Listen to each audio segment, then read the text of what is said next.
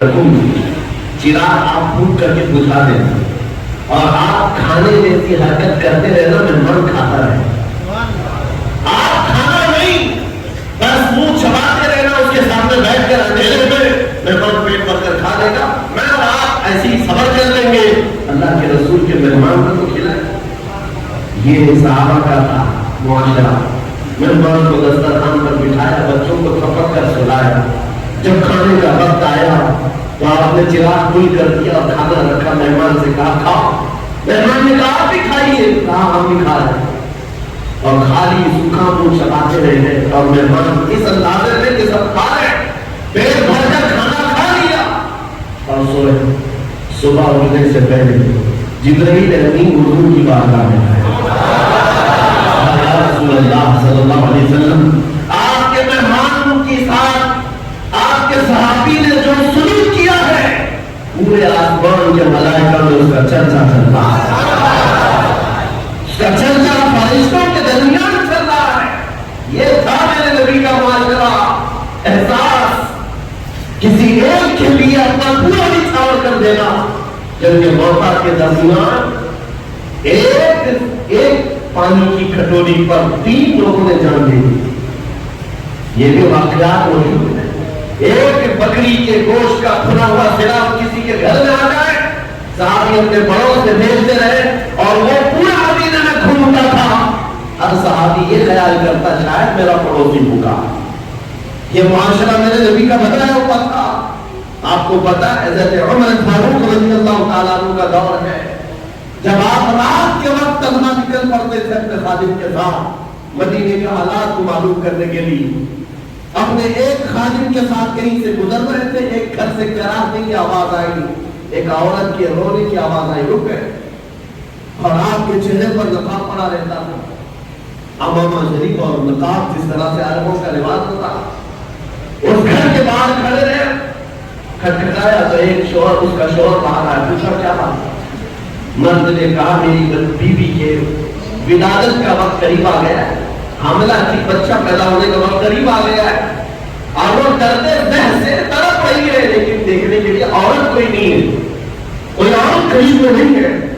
खलीफतुल मुस्लिमीन ने वक्त कहा जिसके नाम से काफिर किसरा कांपते हैं, दौड़ कर अपने घर गए, अपनी बीवी और अपनी बहू को भेजा, जाओ फला घर में एक बच्ची की विलादत, एक औरत दर्द ज़हम है, बच्चे की विलादत होने वाली।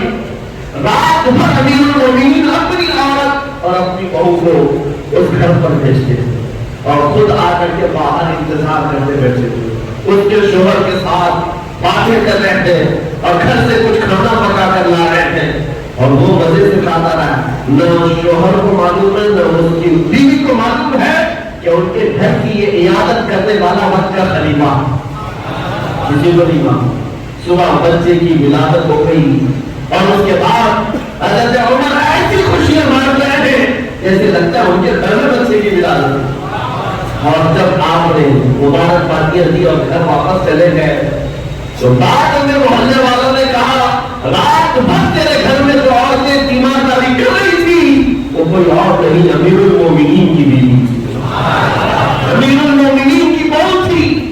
ये एहसास था, एक औरत के दर्द की आवाज आए तो खलीफा बेचैन हो जाता। आज फिलिस्तीन से उठने वाली आवाजों से किसी की नींद पर फर्क नहीं पड़ता, किसी की नींद खराब नहीं होती। वक्त के अय्याश हुक्मरान, जालिम हुक्मरान अपनी कुर्सियों पर वैसे ही मजे ले रहे हैं।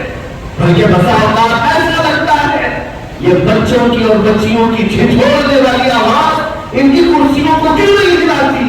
याद रखो कुरान पाक में अल्लाह ने फरमाया वइदल मौऊदतु सुइलत बिअय्यि ज़ंबिन कुतिलत, उन बच्चों को जो आज मार दिया गया है, ये सूरह तकरीर की आयतें बताई है। ये क़यामत के दिन बच्चियां उठाई जाएंगी और अल्लाह ताला से पूछेंगी मौला मुझे बता किस जुर्म में मुझे मारा गया था, मेरा गुनाह क्या था जो मुझे कत्ल किया गया।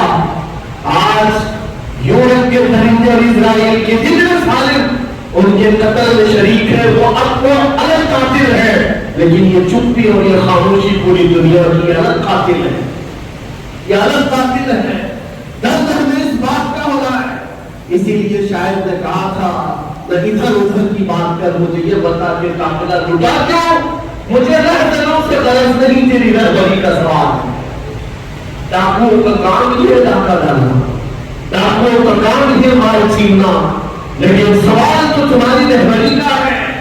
یہ حالات کب بدلے تھے میرے عزیزوں؟ اس وقت بدلے کہ جب ہمارا جوان احساس کی زندگی جینے لگ جائے۔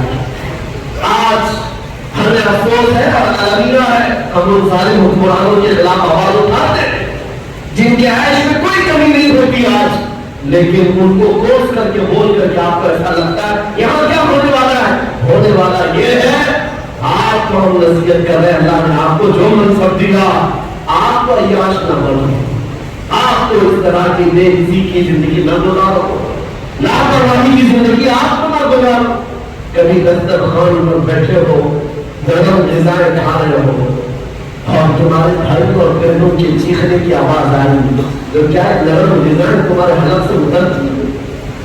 کوئی ماں تڑپ رہی ہو سامنے تو کیا یہ نرم غذائیں تمہارے حلق سے گزرتی؟ جب کھانا حلق سے نہیں جاتا تو میں ان نوجوانوں سے پوچھتا ہوں، آج بھی رات بھر نکڑ پر بیٹھ کر کے تم جو عیاشیاں کر رہے ہو، تمہاری پوری رات جو گیم میں گزر جاتی ہے، انٹرنیٹ میں گزر جاتی ہے، تمہیں اس درد کو احساس کب ہوگا؟ آشیانہ لٹتا چلا گیا اور اب بھی اگر احساس نہیں آیا تو کب آئے گا؟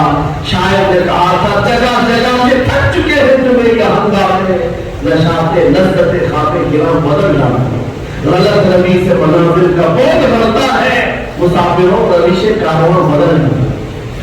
یہ جس طرح کی زندگی گزارنے کے ہم نے اسلوب بنائے، آج کیا یہ المیہ نہیں ہے؟ کروڑوں کی تعداد ہونے کے بعد ہر گہرا گہرا لطو پھیرا آنکھ دکھاتا ہے، ہر کتا ہم پر بھوکنے لگتا ہے۔